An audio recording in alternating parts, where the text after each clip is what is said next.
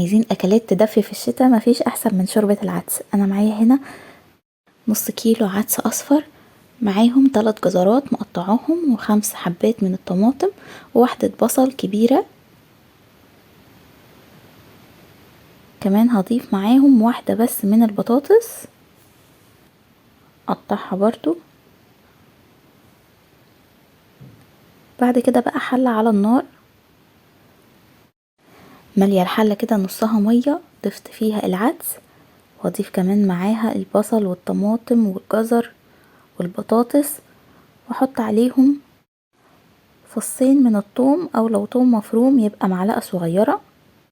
بعد ما اتسلقوا واطلع جزرايه كده الاقيها بتتقسم معايا، اضربهم بقى في الخلاط. بعد كده ارفعهم تاني على النار واضيف عليهم التوابل، ملح وفلفل اسود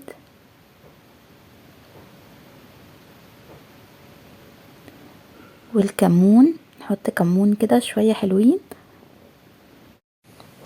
واضيف كمان معاهم ورق لورا وحبهان.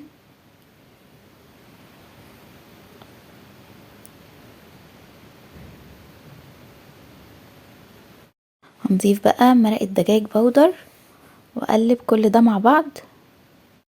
هضيف كمان معاهم واحدتين كده من الحبهان،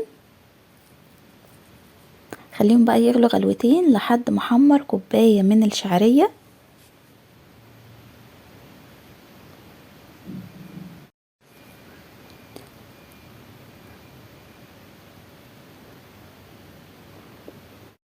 خلاص كده العدس غلى غلوتين كده، بعد كده اضيف عليه الشعرية واخليه يغلي غلوة واحدة كمان مع الشعرية، واقفل عليه واغطيه بقى الشعرية تكمل سواها وهيتقل شوية.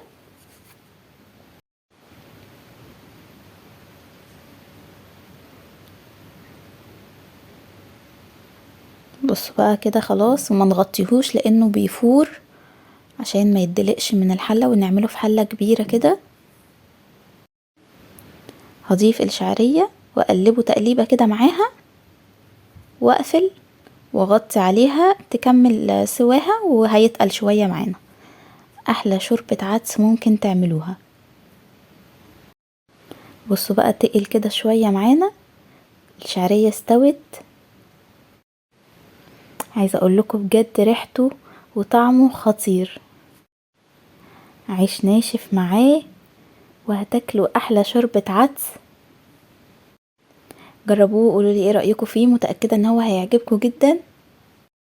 لو وصلتوا معايا لحد هنا ما تنسوش تحطوا لي لايك، لو لسه مشتركتوش في القناة تشتركوا،